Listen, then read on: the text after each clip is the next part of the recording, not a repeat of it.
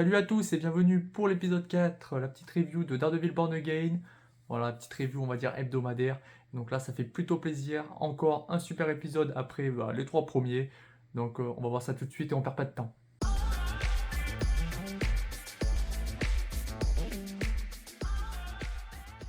Alors, on va commencer par entre guillemets ce qui fait suite directement à la fin du coup de l'épisode 3 avec la mort de Hector Ayala alias White Tiger. Donc voilà, bon, ce dernier il est mort et donc, enfin, entre guillemets, voilà, Daredevil, Matt Murdock, il va à la morgue, de comprendre un petit peu comment ce dernier est mort. Voilà, bon, il va voir entre guillemets le médecin légiste. Bon, il a pris une balle dans la tête, bon, ça on l'a vu. Et puis voilà, il y a quand même un petit peu de tristesse. Il y a, il me semble, je crois que c'est sa fille hein, qui vient à la morgue et qui essaye de le voir. Oh, Matt, il lui dit clairement que voilà, il vaut mieux pas qu'il y aille, enfin, il vaut mieux pas qu'elle y aille parce que voilà, c'est quand même assez violent, c'est choquant.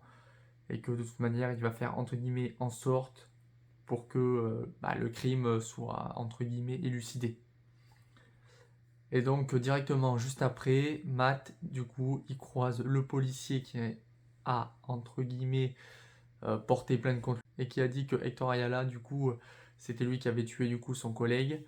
Et donc Matt voilà il le confronte un petit peu, il lui dit ouais est-ce que c'est toi et tout qui l'a tué? Et le mec voilà en gros il lui fait une petite morale en mode moi je suis policier de père en fils etc. Et voilà Matt il entend son cœur et il lui dit c'est pas moi qui ai tué entre guillemets ton ami celui que t'as libéré. Et donc vis-à-vis de on va dire de son sang-froid on arrive à comprendre quand même que le mec il ment pas parce que voilà généralement quand on ment il y a le rythme cardiaque quand même qui s'accélère un petit peu, il y a le stress et tout. Et là voilà le mec il reste vraiment droit et voilà, on suppose sincèrement que ce n'est pas le policier du coup qui est à l'origine du meurtre du coup d'Hector Ayala, White Tiger.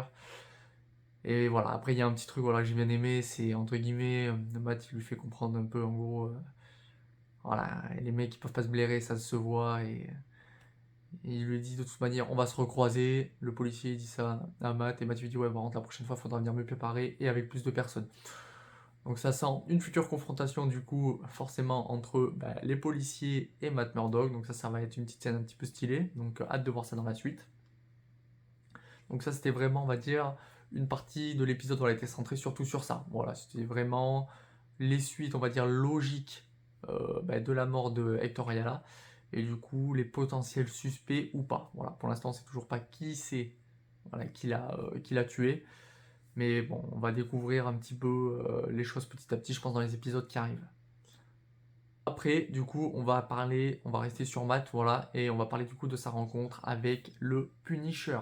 Voilà, donc on revoit enfin le Punisher. Qu'est-ce que ça fait plaisir. Voilà, franchement, ça fait du bien. La scène, elle est vraiment, vraiment stylée. Franchement, putain, le jeu d'acteur, il est impeccable. Franchement, il n'y a rien à dire, il est top. Voilà, les acteurs, heureusement qu'ils sont revenus parce que je sais pas si on aurait pu trouver mieux. Franchement, voilà, là, c'est clairement parfait, quoi. Donc on comprend que voilà, le Matt, il va voir le Punisher, il est un petit peu dans son antre, le mec, voilà, toujours les armes et tout accrochées, les cibles et tout, voilà, qui correspondent à toutes les personnes qui sont liées au meurtre de sa famille.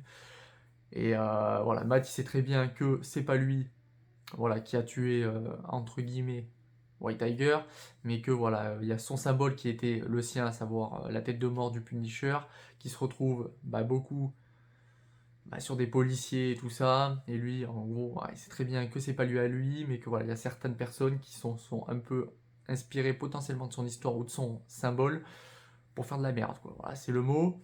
Et donc il y a une scène quand même un petit peu touchante parce qu'on comprend que Matt, il n'arrive toujours pas réussi entre guillemets à faire le deuil de Foggy. Et donc c'est une scène un petit peu qui est vraiment, elle est vraiment bien. Franchement, c'est bien amené. Voilà, ça montre que super-héros ou pas, on a tous des faiblesses, entre guillemets, on reste tous des hommes et on a tous des points faibles. Et le truc, c'est que voilà, forcément, le Punisher, lui, il connaît ça. Voilà, le mec, il a perdu sa famille. En fait, il arrive un petit peu à faire prendre conscience à Matt que ce qu'il traverse, c'est un petit peu normal, mais qu'il faut qu'il arrive à l'accepter. Et lui, il arrive même à, enfin, comme il dit prononce son nom, et Matt, il n'y arrive pas au début. Voilà, il n'arrive pas à dire non, on parle pas de lui et tout. Et il s'énerve et tout. Et en fait, Frank, il sert un peu de. Ouais, une sorte de psy, quoi. Il fait un petit peu le psy. Alors, pour que le Punisher il fasse un petit peu le psy, franchement, c'est puissance 10. En gros, il lui fait comprendre que c'est normal et tout, qu'il faut qu'il arrive à extérioriser tout ça, et de toute manière, il lui dit en gros, t'es sûr que t'as réussi à te venger et tout. Matt, il essaie de se convaincre en mode, ouais, c'est bon, je l'ai emprisonné, enfin, l'assassin, il est en prison à vie. Et en gros, là, il lui dit, mais tu crois que c'est suffisant? Et on comprend que, voilà, au fond, Matt, il a fait confiance à la justice, mais voilà, ah bah, il aurait bien voulu le buter, quoi. Je pense qu'il aurait vraiment voulu le tuer. Il a pas fait parce qu'il y a une part de lui qui dit que voilà, il faut pas tuer, mais que c'est compliqué, quoi. Et donc la confrontation entre les deux, elle est vraiment bien.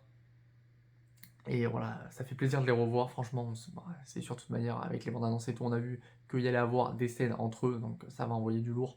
Les premières retrouvailles entre les deux, c'était cool, c'était intense en émotion. Voilà, il n'y a pas forcément eu de l'action, mais c'était intense en émotion. Et à la fin, voilà, Matt, il arrive à dire du coup le nom de Foggy, et ensuite il s'en va. Et donc, franchement, c'est plutôt cool. Et moi, je sens que, ouais, tout ça, c'est encore lié au Kaïd de toute manière qui est derrière tout ça, voilà. Je pense qu'il fait exprès pour essayer d'inculper un peu Frank Castle alias le Punisher, etc. On verra bien par la suite, mais bon, je pense que tout est lié. En parlant du Kate, du coup, bah, on le retrouve. Donc, bah, toujours sa petite thérapie chez le psy, voilà, bon, classique. Hein. On comprend que avec sa femme, c'est tendu, mais ce qu'ils veulent, bah, c'est, entre guillemets, bah, il veut pas perdre le mariage, quoi. Il veut pas perdre sa femme, et entre guillemets, il veut que les choses s'arrangent. Il y a la psy, bah, elle lui demande en gros, est-ce qu'il a été violent avec vous? Entre guillemets, il demande ça à sa femme là. Franchement, ça m'a fait rire parce qu'elle dit non, non. Bon, il est un peu colérique des fois, mais non, il m'a jamais fait de mal et j'ai pas peur. Donc, ça, même elle après, elle en parle avec lui et lui, il dit en gros, ouais, c'est normal et tout, c'est les psys, elles font tout ça, je sais pas quoi. Et à la fin, ouais, j'ai bien cru qu'il allait péter un câble avec le jeune mec de sa campagne là, parce qu'en fait, bon, il a fait frauder quoi. Voilà, il a balancé une information comme ça à sa pote entre guillemets avocate alors qu'il était complètement défoncé en boîte de nuit. Et voilà, quand il se rend compte que, bah, forcément, elle a fait un article, hein, c'est entre guillemets une pseudo-journaliste, hein, donc du coup, il sait qu'il a fait de la merde. Après, d'un côté, il porte ses couilles, hein, le petit jeune. Hein. Il porte ses couilles devant Wilson, enfin, devant Wilson Fisk dans la réunion à la mairie, là. Il pète un petit peu un câble, ouais, sortez tous et tout, sauf toi. Et sauf toi, elle reste, elle dit en gros, non, mais c'est mon assistant, je dois prendre les responsabilités et tout. Et putain, on sent le côté, ouais, il a eu envie de l'éclater. Oh là là, putain, une bonne scène de ces. Ouais, une bonne scène bien violente, je pense il était à deux doigts de le défoncer, quoi, clairement. C'est les mots, il était à deux doigts de le détruire. L'autre, il lui fait un discours et tout, en gros, ouais, je sais, j'ai merdé, je suis désolé, j'aurais pas dû. Vous êtes mon idole, même si vous me virez, de toute manière, je serai toujours à vos côtés et tout. Mais en gros, là, on voit qu'il redescend un peu, on se dit, oh putain, ok, le Caïd, Wilson Fisk et tout, il a changé, pas mal et tout, c'est sympa. Et puis à la fin, il le tient comme ça par l'épaule, il lui fait ok, c'est bien, j'accepte et tout, tes excuses, c'est cool, t'es un bon gars, voilà, j'aime bien le courage, la bravoure, tout ça, c'est bien l'honnêteté. Ok, là, comment, je sais plus le terme qu'il emploie, il dit entre guillemets la fiabilité, tout ça, voilà, le fait d'être dévoué, tout ça, honorable et tout, toujours envers la même personne, tout c'est très bien. Par contre, il le tient, il le dit, par contre, je tolérerai pas une seule erreur et tout, et là, on sent que si le petit jeune, il fait une autre erreur, repose en paix, mon ami. Je pense que tu iras au cimetière, hein, mais bon. Je te le souhaite pas, hein, mais si tu fais de la merde encore une fois, tu te feras éclater. Et du coup, bon, après ça, par rapport à Wilson Fisk et tout, bon, là, ça fait un petit peu du coup écho, forcément, aux toutes dernières scènes et à la fin.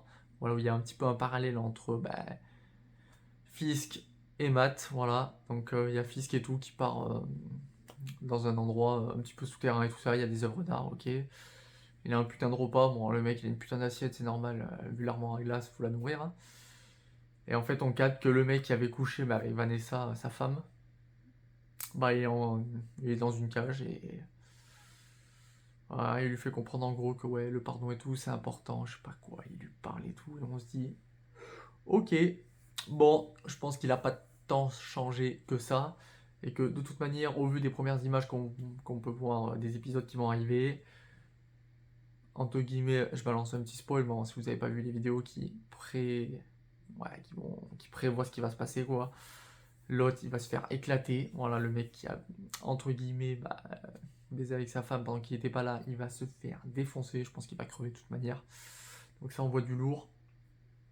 Il y a également, du coup, dans le même parallèle, bah, Matt qui, entre guillemets, va dans sa Batcave, dans sa petite antre secrète en gros. Et voilà, donc là on voit enfin, tous ces masques et tout, différentes couleurs et tout. Franchement, trop hypant. Voilà, ça. On remet vite ton costume, mec, on veut voir ça. Et puis, il sort ses petits bâtons là et tout ça, et là, une petite scène et tout, en mode un petit peu ninja et tout. Ouah, sur son toit là, de New York là, franchement, grave stylé. Vivement l'action. Et du coup, à la fin, il y a l'introduction d'un nouveau méchant, voilà, à savoir Muse. Moi, je sais pas si on dit Muse ou Muse. Ouais, moi, je vais dire Muse, ouais, comme le groupe de musique. Voilà, le mec, c'est un design bien sombre, ça fait un petit peu horreur. Je pense que ça va envoyer. Voilà, bon, pour ceux qui connaissent pas, c'est un méchant assez récent dans les comics. Et voilà, en gros, c'est un mec. C'est un artiste, voilà, pas pseudo, mais c'est un artiste et tout. Mais vu qu'il réussit pas à percer et tout, il se tourne un peu vers le crime. Et entre guillemets, avec les crimes qu'il fait, voilà, en gros, il fait des œuvres d'art.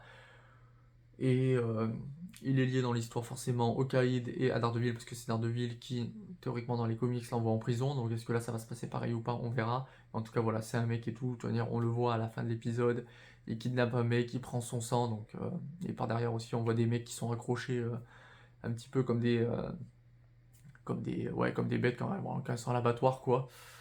Et on comprend que voilà, le mec entre guillemets il fait de la merde, il fait des œuvres d'art entre guillemets dans la nature à base de sang, tout ça, de cadavres et tout. Et entre guillemets, lui, ce qu'il kiffe, c'est quand la police elle vient dessus, tout ça. Et entre guillemets, il leur donne des fausses pistes. Donc on va voir ce que ça donne. Mais en tout cas, voilà, un méchant bien sombre qui a l'air bien vénère. Ça fait plaisir un petit peu. Voilà, ça change et tout des méchants un petit peu classiques qu'il y a dans toutes les séries Marvel. Là, ça sent vraiment un méchant beaucoup plus sombre, beaucoup plus énervé. Et donc ça s'annonce plutôt bien. Et en tout cas, voilà, de ce qu'on voit du coup, putain, des bandes annonces là, des teasers, tout ça là, qui arrivent pour les prochains épisodes, sachant que la semaine prochaine, 2 épisodes qui sortent d'un coup, donc je pense que là, on va y avoir le droit de toute manière, parce que il reste pas beaucoup d'épisodes avant la fin de cette première partie, mais ouais, je pense que là, va y avoir de l'action. Il va possiblement y avoir une confrontation entre Daredevil et Muse, du coup, le nouveau méchant qui a été teasé à la fin de cet épisode 3, et ça va envoyer sévère. Je pense sincèrement qu'on va revoir aussi le Punisher avec Daredevil en action. Et voilà, il y aura potentiellement aussi la scène qu'on avait un petit peu vue dans les teasers et les bandes annonces où Daredevil, entre guillemets, Matt, bon, il est en. Je dis Daredevil, mais il est en mode Matt Murdock avocat. Et qu'entre guillemets, il y a des mecs et tout qui arrivent cagoulés, tout ça, là, et que ça se fight et tout dans la rue, dans une sorte de banque et tout. Et là, je suis sûr que du coup, par rapport à la conversation qu'il y avait eu avec le policier, où il lui avait dit t'inquiète pas, on va se revoir et on va se foutre sur la gueule. Je suis sûr que les mecs qui sont cagoulés et tout, c'est les flics, mais bon, ça on verra bien. Mais voilà, en tout cas, un super bon épisode. Voilà, ça tease bien la suite. L'histoire elle est cool, c'est fluide. Le Kaïd, voilà, on comprend qu'en fait il a pas du tout vraiment changé et que ça va envoyer du lourd, que lui il va repéter un câble, c'est sûr. Et que son, entre guillemets, rêve de, entre guillemets, supprimer les super-héros, ça risque de bientôt arriver, ou du moins il risque de vouloir faire avancer les choses.